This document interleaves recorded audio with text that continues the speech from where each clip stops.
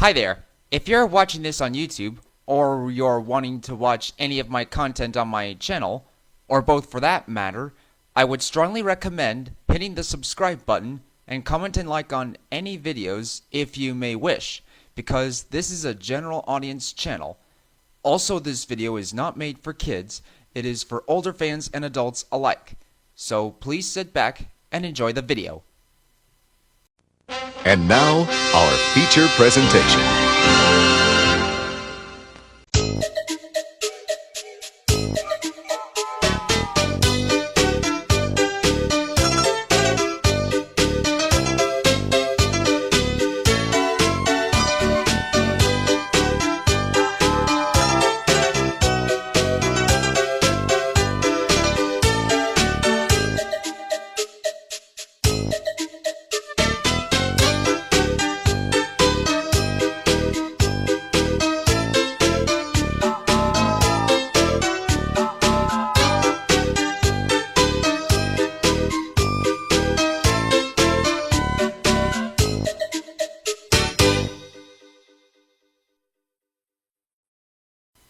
Bossy Byron. Originally written by Paul Larson, adapted, edited, and told by July Leonard. Byron is a great big bulldozer who bears the number 18 for the pack. He loves to push things around with his giant blade. He pushes gravel, sand, and earth. Byron also likes to be bossy. But what Byron would like most of all is to be in charge whenever Kelly's not available. Then one day, Miss Jenny came to see the machines. "Kelly needs a repair and has to go to the fitter's yard," Miss Jenny said.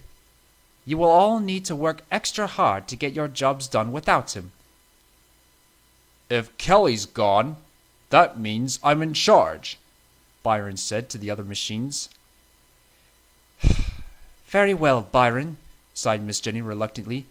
"As you wish," and then walked away. Jack and Alfie knew this meant trouble. Jack and Alfie were digging out the foundations for a new cricket pavilion. "Dig faster," Byron bossed.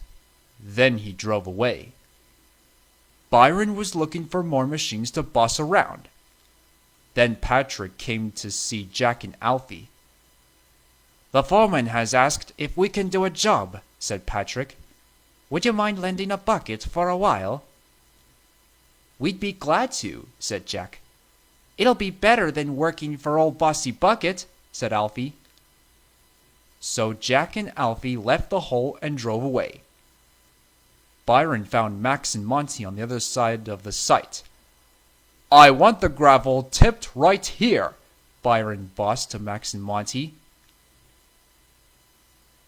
"I'll give him gravel," Monty grumbled as Byron drove away. "Here, here," agreed Max. Byron looked around the building site. Everyone was working, and they were doing exactly what he had told them. "There must be some more bossing I can do," said Byron. So Byron went back to see Jack and Alfie. But when he got to the hole, it was empty. "Where are Jack and Alfie?" Byron asked the workmen. "I told them to dig, and I'm in charge." On the other side of the construction site, Jack and Alfie were having a great time. They had nearly finished digging the hole for Patrick. Then the foreman came to see how they were doing. "That's a lovely job," said the foreman. "It's nearly ready for Patrick to pour the concrete." Jack and Alfie liked helping Patrick. It was much more fun than listening to Byron. Then Byron found Max and Monty. They had tipped the gravel in the wrong place. "I said over there," bossed Byron. "The foreman asked us to put it here," said Max. "But I'm in charge," said Byron. It was too late. Max and Monty had already driven away. Byron was cross. Then he saw Patrick, and next to him, Jack and Alfie were digging. Byron was getting crosser. "What are you doing here?" he cried. "You're supposed to be digging the foundations." "Patrick asked us to help him," said Alfie. "But I'm in charge!" bellowed Byron. Byron drove away. He was very upset. "Oh dear," said Patrick. "I don't think Byron's very happy." "I'd better go and speak to him," said Jack, and he drove away. When Jack found Byron, he looked very sad. "Nobody likes me," moaned Byron. "That's because you're too bossy," said Jack. "You should ask nicely, like Kelly does." "So if I ask nicely, can I still be in charge?" Byron asked hopefully. "Of course," said Jack. Byron came back to work, and this time he didn't boss. He always asked nicely. All the machines were pleased to be working for such a nice bulldozer, and they soon finished laying the foundations. "Well done, everyone," said Byron. "And thank you for being such good workers." Just then, Miss Jenny returned with Kelly. They thought the machines had done a grand job. Byron was the most pleased to see Kelly. "I don't want to be in charge any more," said Byron. "I don't like asking nicely," he added. That night, Byron talked to Jack, Alfie, and the other machines. "I'm sorry if I was so bossy lately," he said. "We forgive you," replied Jack. "At least you did better being in charge in my absence," added Kelly. The other machines agreed as they smiled, as did Byron, the bulldozer.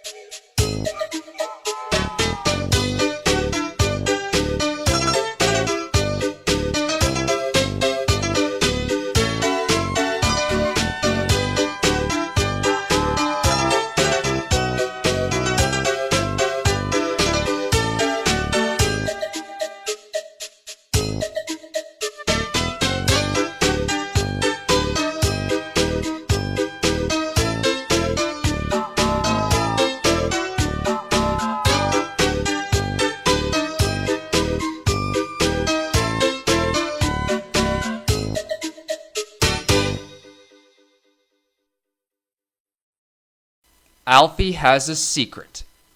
Originally written by an unknown writer, adapted, edited, and told by July Leonard. Today, a new school crossing was to be built. Jack drove up the ramp onto Nelson. His job was to unload and help spread the asphalt brought by Isobella for the speed bump. He was surprised to see Alfie rolling up behind him. "What are you doing, Alfie?" he asked. "We're building a crossing, and they don't need any trenches dug." "It's a secret," replied Alfie, piquing Jack and Isabella's curiosity. Before either two could inquire about the secret, Nelson called out, "Let's go!" and the four machines were off. At the sight, they were even more surprised to discover Alfie at first drilling and then digging a trench across the road instead of alongside it. Alfie still won't say why, as he had an idea and went to find Kelly and Elizabeth, who were bringing in the last part for the crossing. Jack and Isobella tried to guess what Alfie's building, but they couldn't get it. "Do you think what Alfie's doing?" asked Jack. I'm not sure, said Isobella. He said it's his secret. Are you two done yet? The foreman asked. The asphalt is almost done. Eventually, the speed bump was completed and the crossing was painted, and Jack has to unload a lawn pipe from Isobella and lay it in the trench. He covers it in earth and asphalt, and his banksman rolls it flat, but it sticks out on either side of the road. Alfie still won't say. Eventually, he, Kelly, and Elizabeth arrived with 2 signs. He hoists the first one, the school crossing sign, into place. We are done, Jack and Isobella said all together. But then Alfie's banksman grabs another sign, a smaller sign with a picture of hedgehogs crossing. So that was your secret, Alfie, exclaimed Jack. Yes, replied Alfie. Miss Jenny came by here earlier and saw some hedgehogs crossing this road. She then realized it would be unsafe for them to cross here, and she asked me to build their own crossing positioned here, so people and hedgehogs alike can cross here. And after some explanation, the other machines understood. They've built the 2 crossings so everyone, including hedgehogs, can cross safely. In no time, the job was done. The following day, Miss Jenny came by to the school and saw the school's principal. How is it? She asked. It is wonderful, and it's much more safer for my students. But then the principal saw something. What's that hedgehog crossing doing here? She then saw a family of hedgehogs going through the hedgehog crossing. Ah, I see. Just then, the school bell rang as the principal went back inside and Miss Jenny drove back to the yards.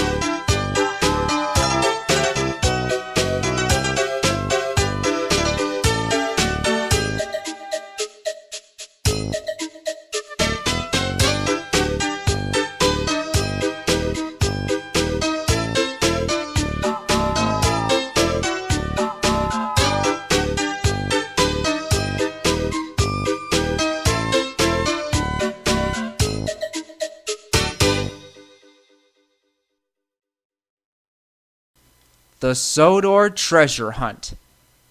Originally written by Robin Rigby, adapted, edited, and told by Julyleonard. One night in the yard, the pack are talking excitedly about the next day's job. Kelly, the oldest and wisest, is telling stories about the next day's sight. It's a green field just behind the North Cove.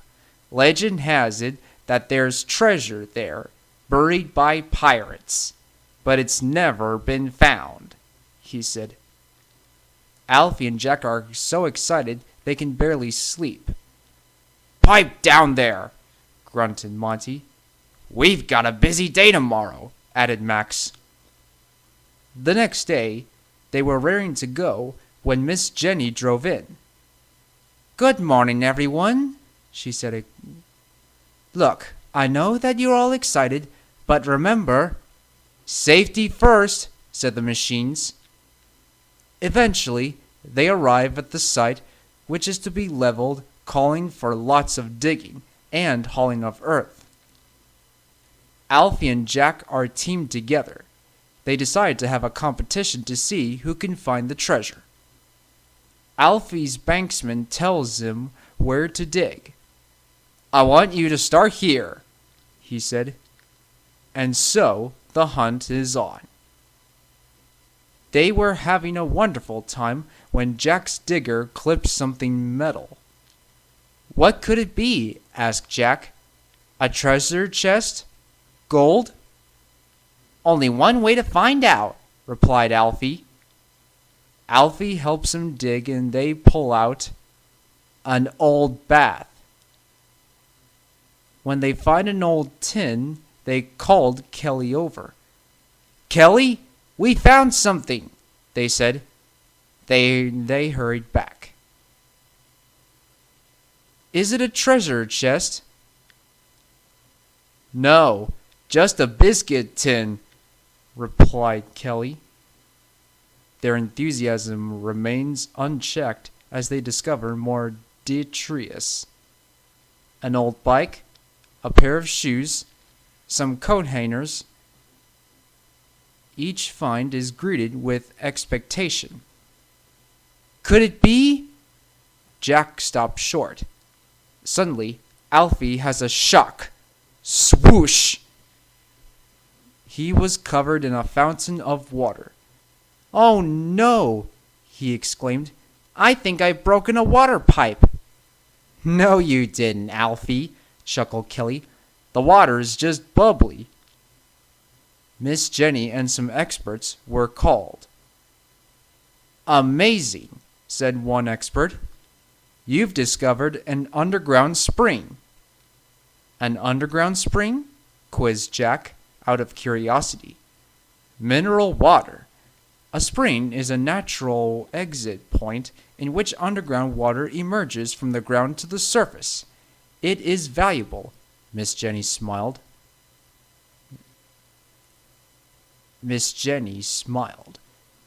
"Well, Alfie," she said, "looks like the underground spring was your treasure." Alfie, Kelly, and Jack heartily agreed.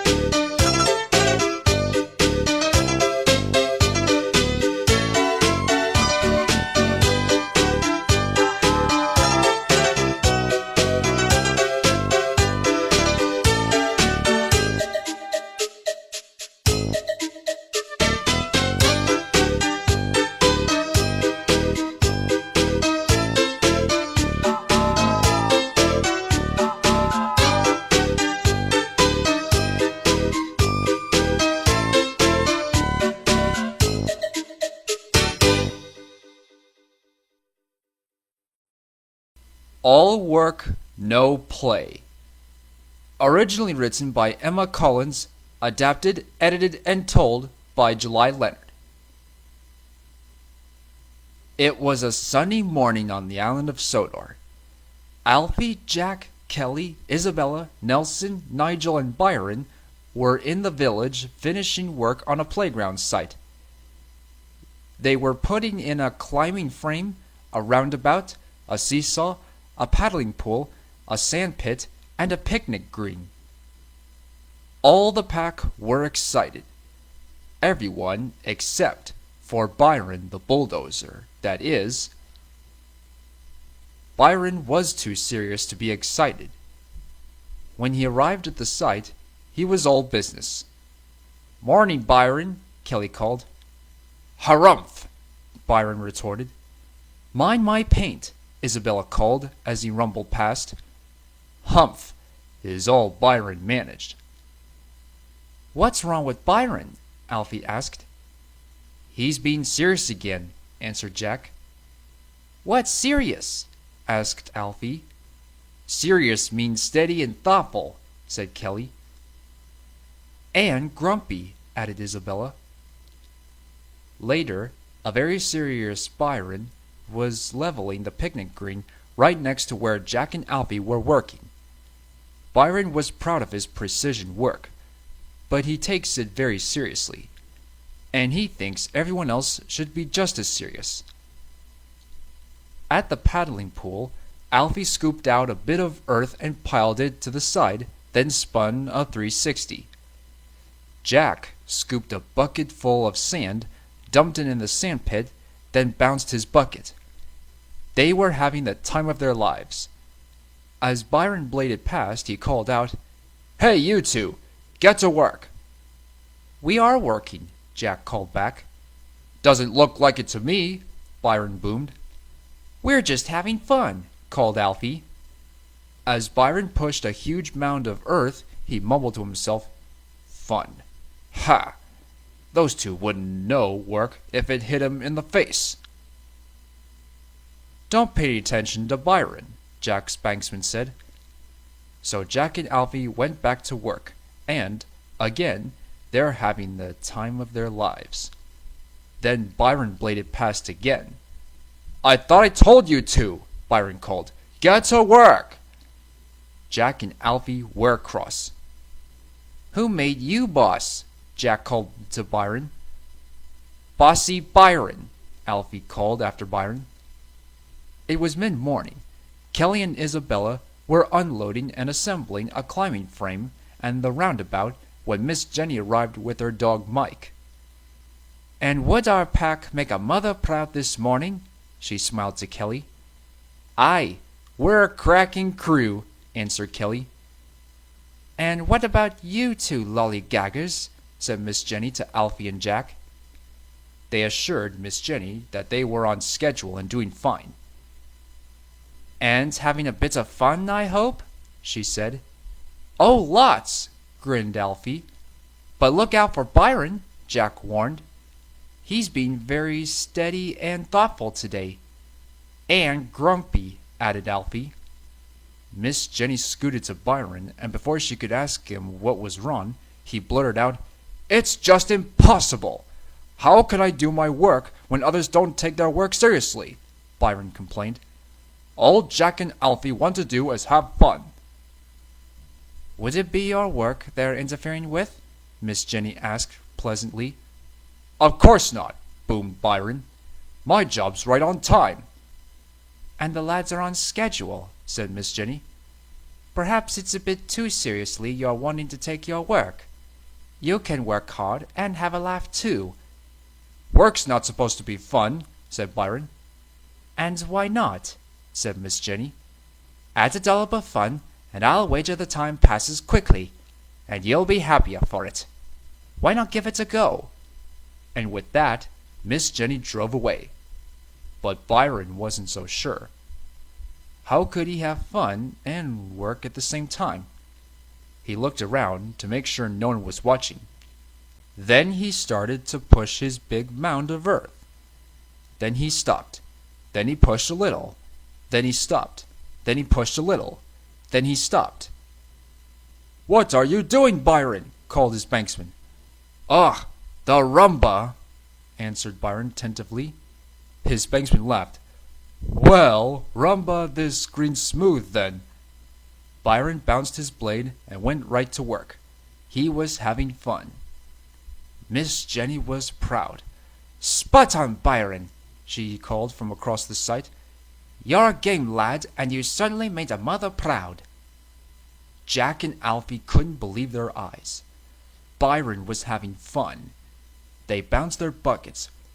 "Go, Byron!" they called. And for the rest of the day, Byron matched Jack and Alfie bucket bounce for bucket bounce. He finished all his work and had a wonderful time. At the end of the day, he was very tired and a very happy bulldozer. I'm sorry if I got so bossy again, he said to Jack and Alfie that night. That's all right, whispered Alfie. We're just glad you had fun in the end, added Jack. Byron could only agree.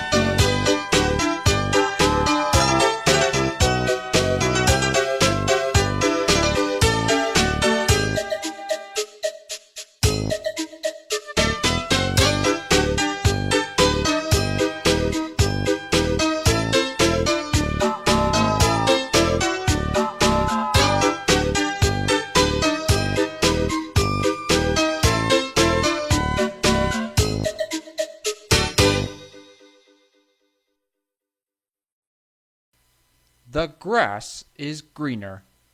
Originally written by Will Ing, adapted, edited, and told by July Leonard. One day, on the demolition job, there was lots going on. Everyone was working 13 to the dozen.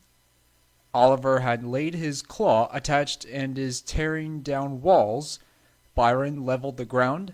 Ned shoveled the bricks into Thomas and Percy's trucks. Isobella carried paving slabs, and Jack whizzed around breathlessly from one side of the site to the other. He never has a moment's peace, lifting, carrying, and pulling. Later, Jack rolled up to Thomas. "What's the problem, Jack?" Thomas asked. "Just what?" thought Jack. "I've been whizzing around this site all day, and I feel hot too." "Well, Jack, why not swap jobs with Alfie for a change?" suggested Thomas. Alfie watches from the side. Digging a trench makes him think Jack's job looks more fun than his. This makes him feel left out. That night, as the other machines were asleep, Alfie whispered something to Jack. "Do you want to swap jobs with me tomorrow?" he asked quietly. "I think that sounds fun," Jack said, and the two machines fell asleep. The next day, they asked their banksman, who asked the foreman and agreed. So Jack's stabilizers are grounded, and he settles in digging, and digging. Meanwhile, Alfie was called this way and that. He's a proper golfer, and no sooner has he finished one task than there's another one lined up. By the end of the day, Alfie was exhausted. "Who knew hard work could be this much hard work?" he panted. Meanwhile, Jack enjoyed the break, but by the end of the day, however, he grew restless. "I miss all the running around," Jack thought, catching his own breath. "And my bucket aches."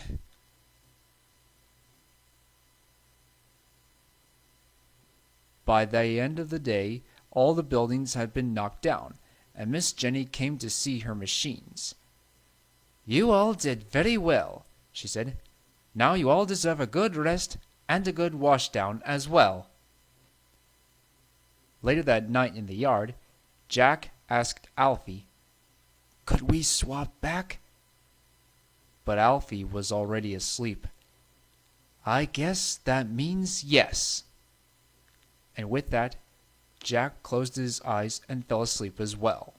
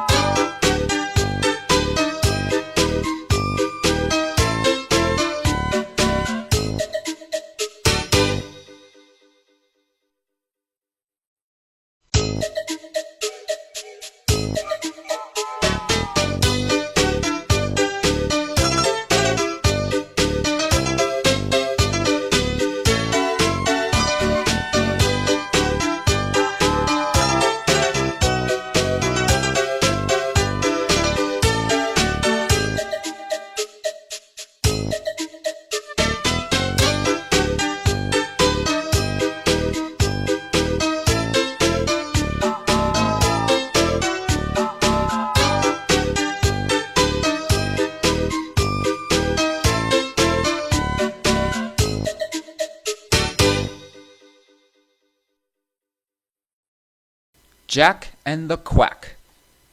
Originally written by an unknown writer, adapted, edited, and told by July Leonard. In the center of Maithwaite Village is the village duck pond. Children love feeding bread and tea time leftovers to the family of ducks that live there. But over the years, silt and debris have built up, and the time has come to dredge the pond, plant new flowers, and finish the rock garden.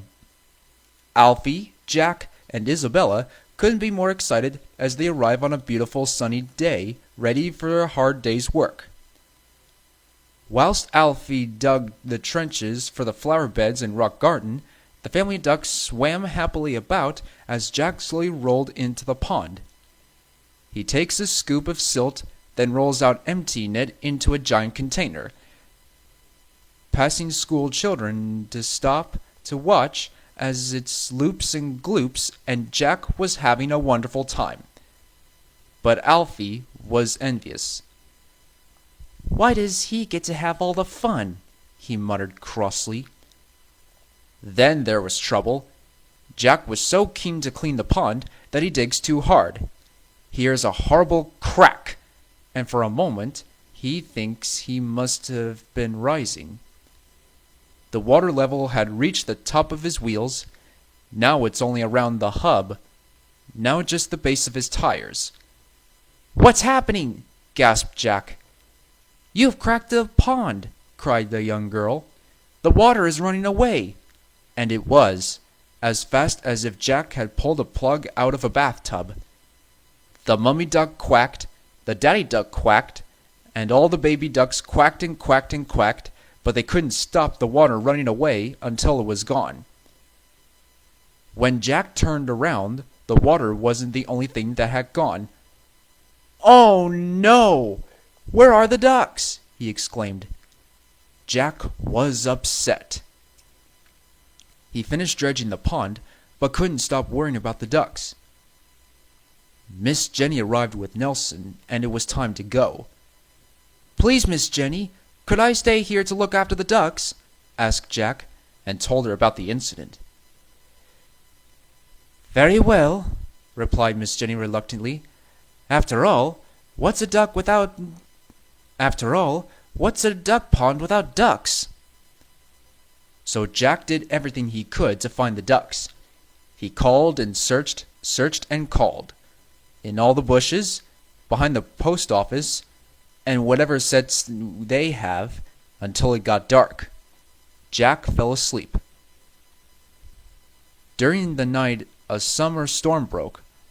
The next morning, a sleepy Jack heard Patrick saying, "Simple. Just needs a lick of concrete." Then he heard a quack, and another, and another. Jack blinked awake to find his scoop had filled up with water overnight. The ducks had found themselves a new home, Jack's scoop. Just then, Miss Jenny drove by to see Jack. "I found something for the ducks," she said. "It's nearby, so follow me." And so Jack did. A few miles ahead, they found a new pond for the ducks, and they ran happily towards it, quacking in delight. "Well, Jack," said Miss Jenny, "it's time for you to head home for a washdown." Jack couldn't agree more.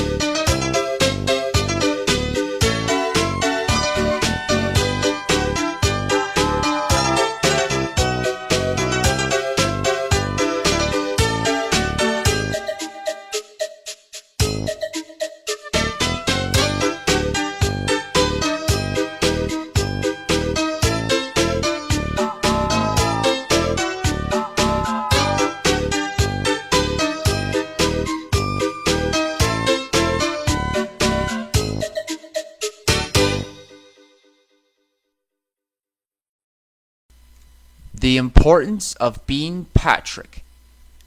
Originally written by Jonathan Truman, adapted, edited, and told by July Leonard.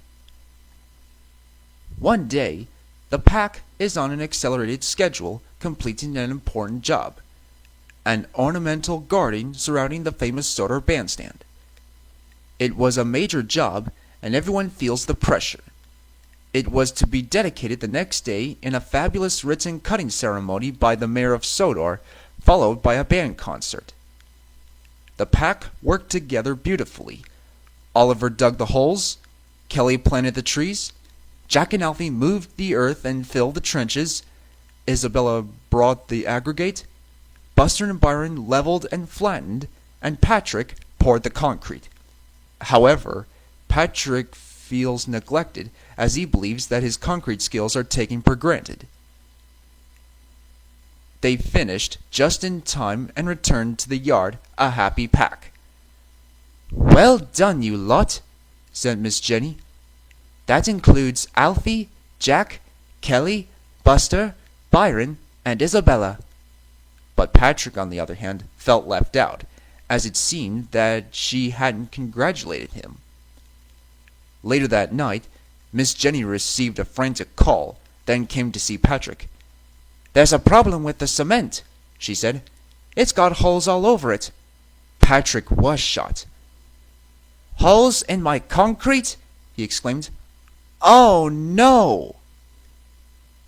But however, when Miss Jenny and Jack arrived at the site, they saw...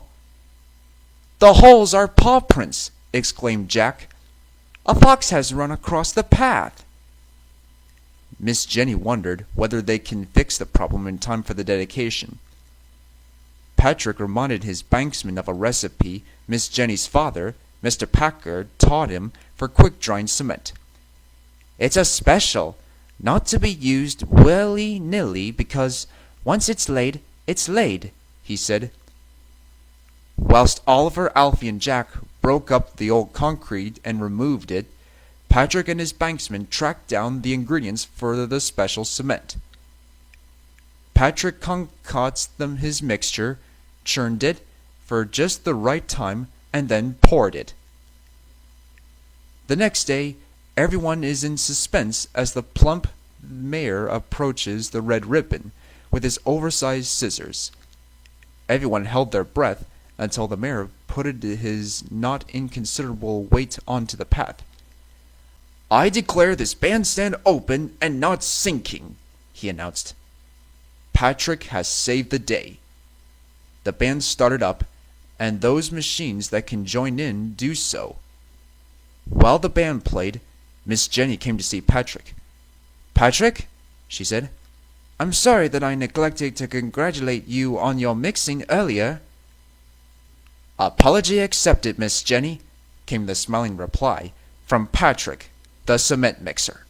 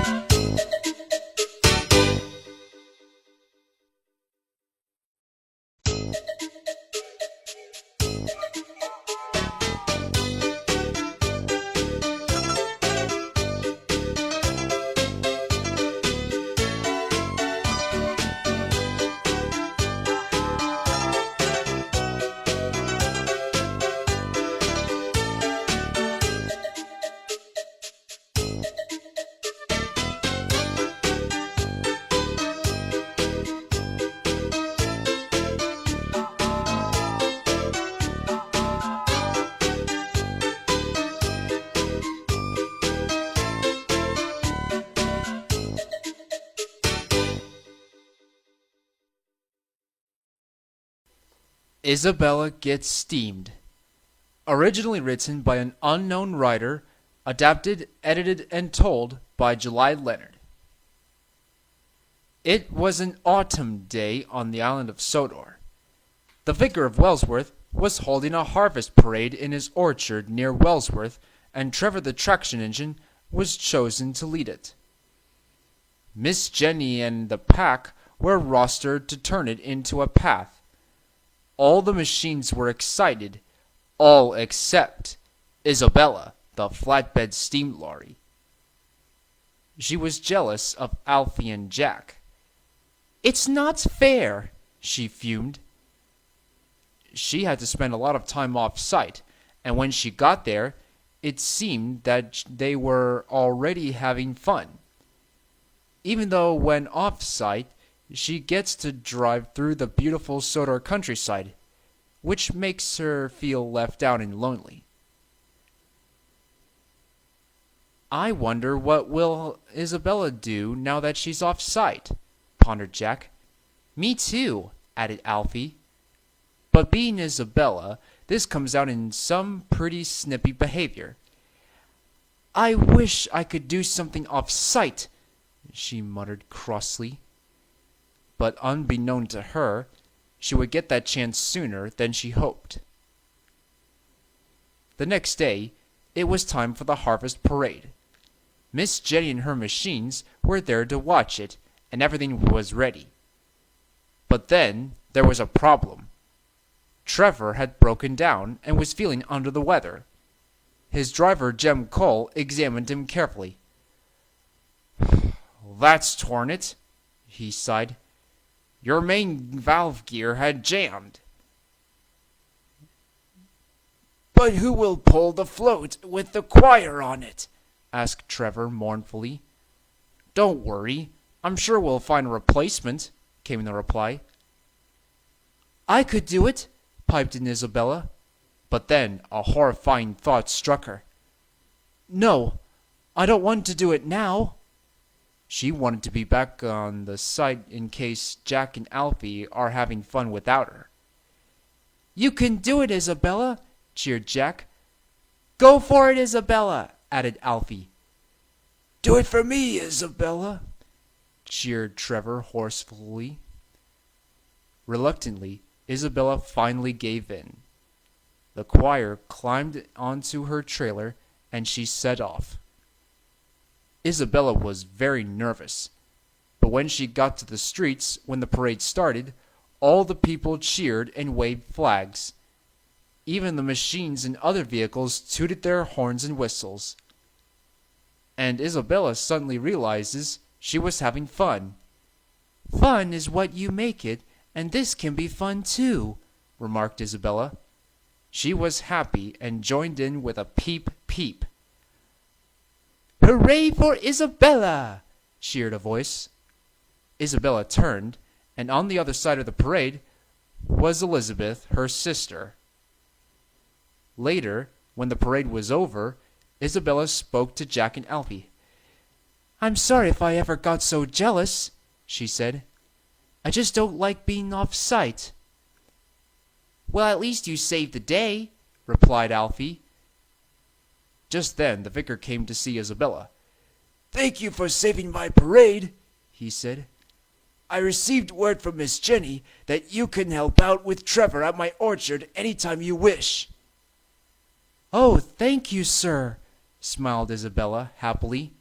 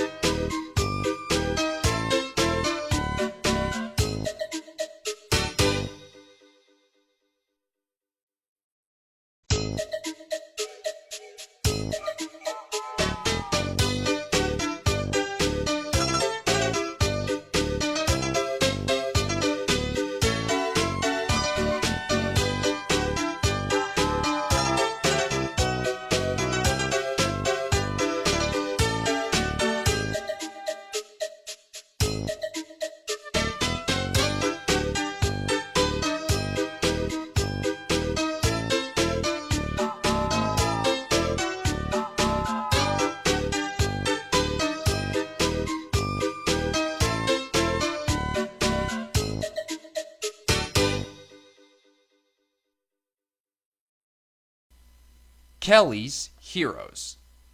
Originally written by Jonathan Truman and Phil Furhill, adapted, edited, and told by July Leonard. It was a beautiful spring day on the island of Sodor. At a viaduct construction site, all the machines and their banksmen have just started a new day's work and the place is a beehive of activity. A quick trip around the site, Jack was excited. He and Alfie were busy putting a ballast base in service trenches that Alfie had dug. Jack had never done this before. Another skill he's learning.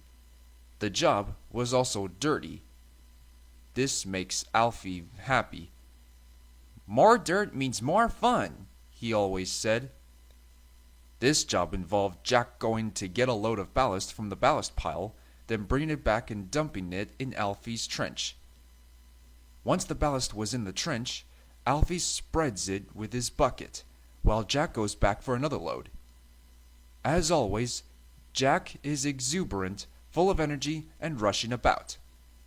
He scoots up to the trench edge and starts to dump his load. "Careful! Mind the trench, Jack," Alfie admonished. Jack dropped the load expertly into the trench. "Right on the money. I am careful, Alfie," Jack retorted, and he sped off again. Jack has to get the ballast from one elevation and bring it to Alfie at another. Alfie is on the higher elevation via a rather circuitous route. It's not a short round trip, so Jack speds along. Oliver and Ned were working on an elevation near the edge of a large excavation. Oliver broke up rock, and Ned picked up the broken rock with his bucket and loads it into the waiting Monty, who takes it to the rock crusher. "Hurry up! I haven't got all day," Monty said to Ned. "Oh, this won't take all day," Ned assures Monty innocently. "Couple of hours at the most." Just as Kelly was passing Oliver and Ned, Jack comes roaring by with a load of ballast. Kelly had to stop suddenly. "Whoa, youngster," Kelly called. Jack stopped. Those heavy rains have made the ground soft. Under these conditions, machines can get themselves in trouble, so you need to be extra careful. "I'm always careful," Jack insisted. "Why is everyone always telling me be careful?" And he sped off. The look on Kelly's face tells us there is a reason everyone tells Jack to be careful. And we can also tell Kelly likes Jack. Oliver had overheard this exchange. "Don't worry about Ned, Kelly," encouraged Oliver. "I'll look after Ned and make sure he's extra careful." "Thank you, Oliver," smiled Kelly, and goes on his way. Oliver politely but firmly cautions Ned about going too close to the precipice. He told him that if he gets too close to the edge, the ground can give way and he'll go in. "I know that, Oliver," Ned replied. Ned was feeling proud that he knows how to have a care. Later, when Kelly met Isobella, she was a little miffed. The place was dirty and Kelly kept her waiting. Every time Jack roared by, he picks up a cloud of dust. She doesn't want to get any dirtier than she already was. Kelly lets Isobella's impatience roll off like water off a duck's back. "He's the soul of tolerance and understanding," he said. When Jack roared up to the trench, Alfie was waiting. It was clear that it took longer for Jack to make his round trip than it takes for Alfie to spread the ballast. "Been waiting long?" Jack asked. "Long enough," said Alfie. "Maybe I can find a faster route," said Jack as he dumped his load.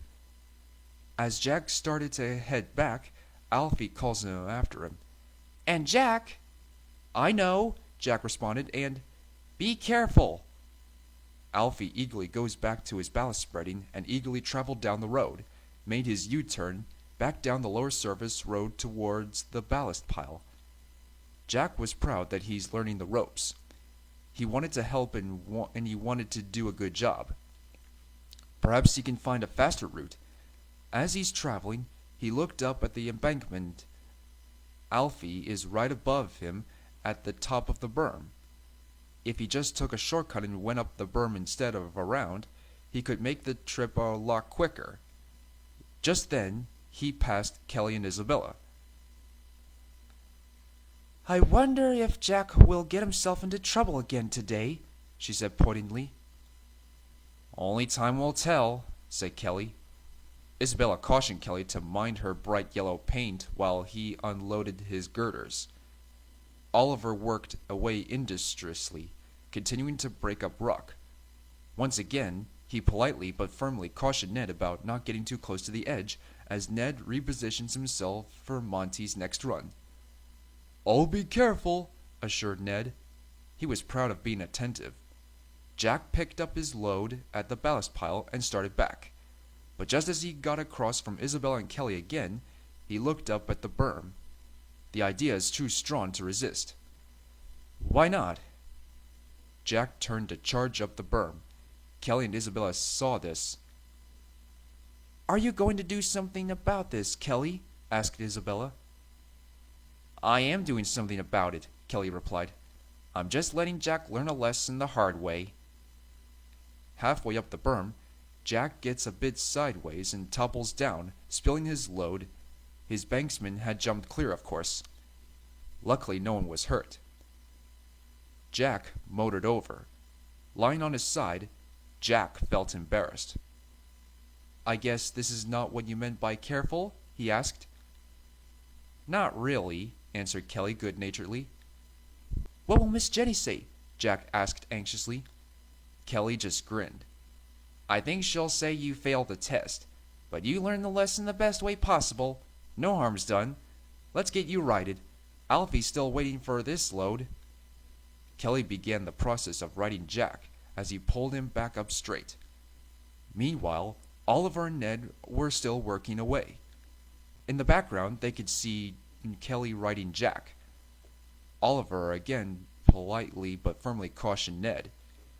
You don't want to end up like that, so take care. I will, assured Ned. Just then Monty roared up. Ned saw that he needed to adjust his position. Oliver, could you give me just a bit more working room? He asked. No problem, Ned, replied Oliver. He started backing up. But as an afterthought, Ned spun around. And Oliver, don't get too close to the... But it was too late. Ned accidentally banged Oliver with his bucket. It was just enough to shove Oliver over the edge. For a brief moment, Oliver hanged in suspended animation, and then slides over the edge backside down. He was stuck, looking up at Ned. Would you like me to get some help? Ned asked. That would be nice, answered Oliver. And so Ned did and came back with Kelly, and together they pulled Oliver back on firm ground. Thank you, said Oliver relieved. Kelly and Ned just smiled.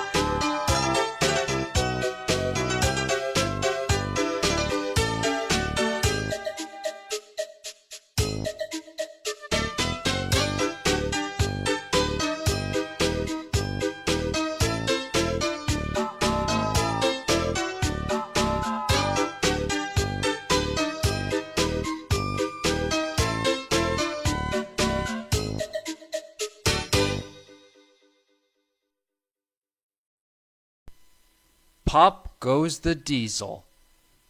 Originally written by Paul Larson, adapted, edited, and told by July Leonard. On the island of Sodor, there were lots of different kinds of lorries that work on construction sites. Most of the trucks run on diesel, but some of them are steam lorries. They run on coal and water. Isobella is a little steam lorry. Today, she's bringing in the new fuel for the diesel trucks. They were starting work at a green field. The trucks have to dig the field, ready to lay the foundations for the new farm buildings. Yuck! Can you smell that? Max said to Monty.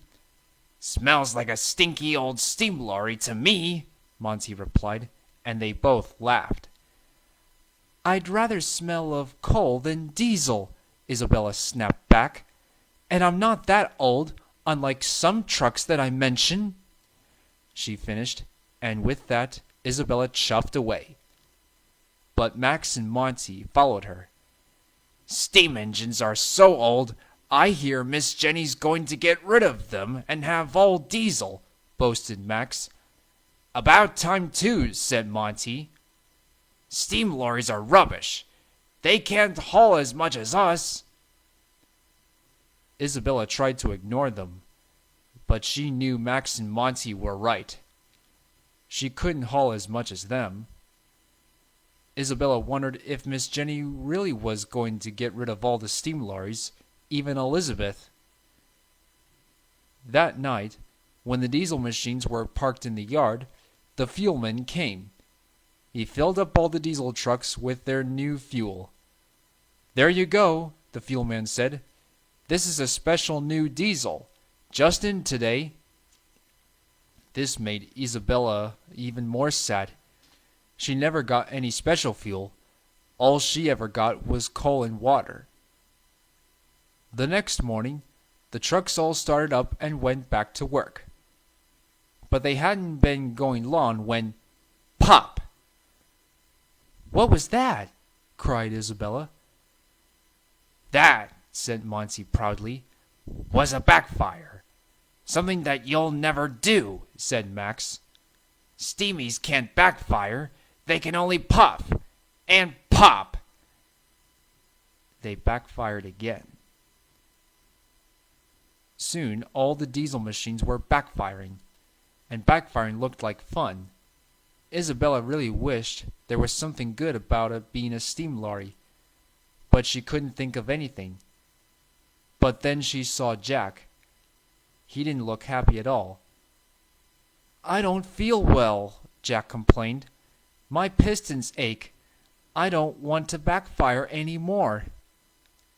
Soon all the diesel machines were feeling unwell. They moaned and moaned. Their fuel tanks gurgled and their pistons ached. It's the new fuel, wailed Monty. It must have been a bad batch. The banksmen all went to see Miss Jenny. They had to tell her what was happening. They were missing lots of work time. We need to be cleaned out and get some good clean fuel, cried Max. Somebody go get us some, Monty whined. I feel awful. But none of the diesel trucks could go. They were all feeling unwell from the new fuel. One by one, all the trucks looked at Isobella. I could go, said Isobella, if I wanted to go. Please go, said Max desperately. We'll do anything. Isobella thought for a moment. Then she smiled to herself. Who's the best lawyer on the island of Sodor? Said Isobella. You? Said Monty hopefully. And who's the best, steamies or diesels? Said Isobella. Steamies, mumbled Max and Monty. And who's the most beautiful lorry in the world? Isobella, said Max and Monty. Isobella was very pleased with herself, and when the banksman returned, Isobella went to fetch some good clean fuel for all the diesel machines. That night in the yard, all the diesel vehicles were feeling much better. They'd had their bad diesel cleaned out, and they'd been filled up with some good clean fuel. "Do you really think steamies are better than diesels?" Jack asked Isobella. "Of course not," said Isobella. "I think we're all just vehicles under our own paintwork." "Me too," said Jack. "But my paintwork is a bit more pretty than Max and Monty's," Isobella added. Max and Monty just rolled their eyes and groaned at the same time.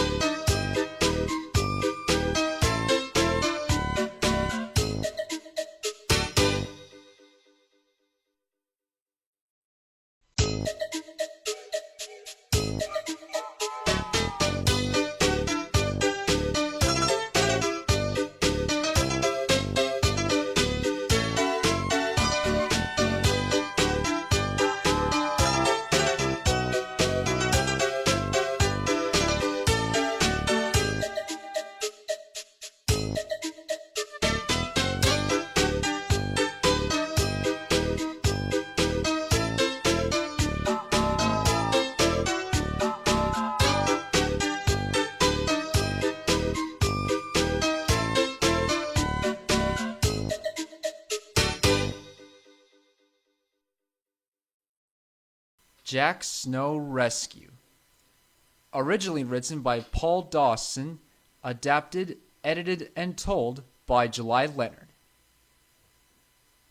It was morning time on the island of Sodor, and there had been a mighty snowfall overnight. Across the countryside, all is beautiful, white, and quiet. All except for the Sodor Construction Company, that is. Here, all the machines are in fits of excitement. It had arrived just in time to see the machines moving out on various snow clearing assignments. Byron was sent to clear the roadways. Ned and Oliver were to clear the park and school area. Even Alfie had a job to do, a car park in the town. But what about Jack? Jack had been left out of the initial round of job assignments, and his feelings were more than hurt. They were in tatters. He went over crying to Patrick and Buster. "Patrick, Buster, Miss Jenny must really think little of me," he complained. Patrick and Buster were shocked. "That's not true," retorted Buster. "Well said, Buster," agreed Patrick. Just then, Miss Jenny Packer comes out to the shed to have an urgent word with Jack. "There's been an emergency, and you're needed," she said. "A group of school children have been stranded up at a remote camp high in the mountains. The road up to the camp will have to be snowplowed right away, or else the children might miss their lunch."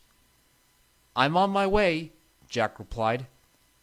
But deep down inside, Jack felt bucket-judderingly nervous about the task ahead, which made things a bit difficult when his banksman tried to help kit him out with his snowplow blade.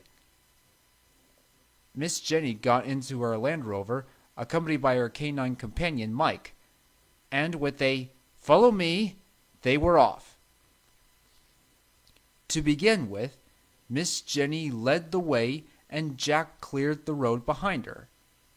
As they got higher into the mountains, The snow got deeper and deeper. Slowed by the rigorous work, Jack lost sight of Miss Jenny, who was in a hurry to get to the children. After a brief spell of near panic, Jack realized that he can follow the tracks Miss Jenny had left in the snow. He continued to follow. He hit a spot of bother when he reached a fork in the road, and Miss Jenny's tracks appeared to head off in both directions at once. "What's to be done?" he asked himself. "Which way should I go now?" Just as he was about to get into a right state, he heard Mike's distinctive bark, and Mike himself showed him the fork to take. The snow was so deep, even Miss Jenny's Land Rover can't go any further without help.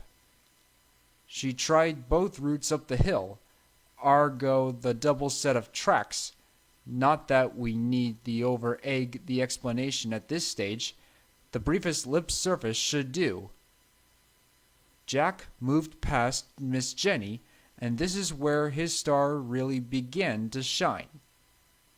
With a look of utter determination, Jack got right down into first gear and grinded his way up the hill. He worked so hard that his gray cheeks glow red. Miss Jenny kept a safe distance so as not to be splattered by Jack's spinning wheels. Mike led the way, his perky tail just visible, sticking up over the tops of the snowdrifts as he hurried along up the hill. Just when Jack was worried he won't make it to the kids in time for their lunch, he arrived at the school bus stuck in the snow. The children have been having a whale of a time playing in the snow, but lunch is lunch, and they are overjoyed to see Jack. "Well done, Jack. You really made a mother proud," said Miss Jenny. "I'd had a feeling that morning that there might be a snow emergency, and how I'm glad I am that kept my best mountain snow machine free." Jack was so overwhelmed by Miss Jenny's praise that his face blushes an even brighter shade of red. Then Mike the dog does a bit of heroic snow shifting himself. Mike playfully lets fly a spray of cool snow over Jack's glowing cheeks. "Hey!" called Jack, but he just chuckled.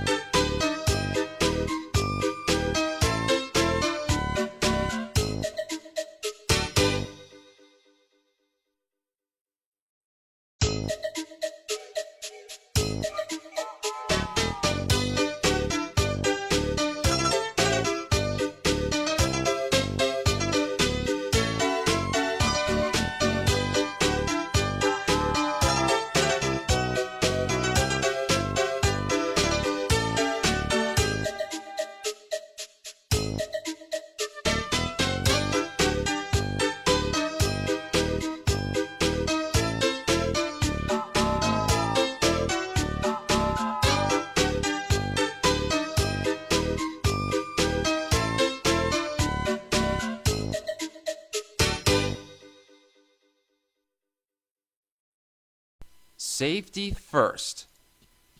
Originally written by Robin Rigby, adapted, edited, and told by July Leonard. Max and Monty are dump truck twins owned by Miss Jenny Packard in the Sodor Construction Company. They are pretty mischievous and reckless and like to bully the smaller machines. Sometimes. but they do have a heart on the inside, somewhere. One day, Miss Jenny and her machines arrived at a site for new foundations. "Remember," she said to them, "safety first." "Oh, we'll be safety," said Max. "First," finished Monty, and they snickered quietly at the same time.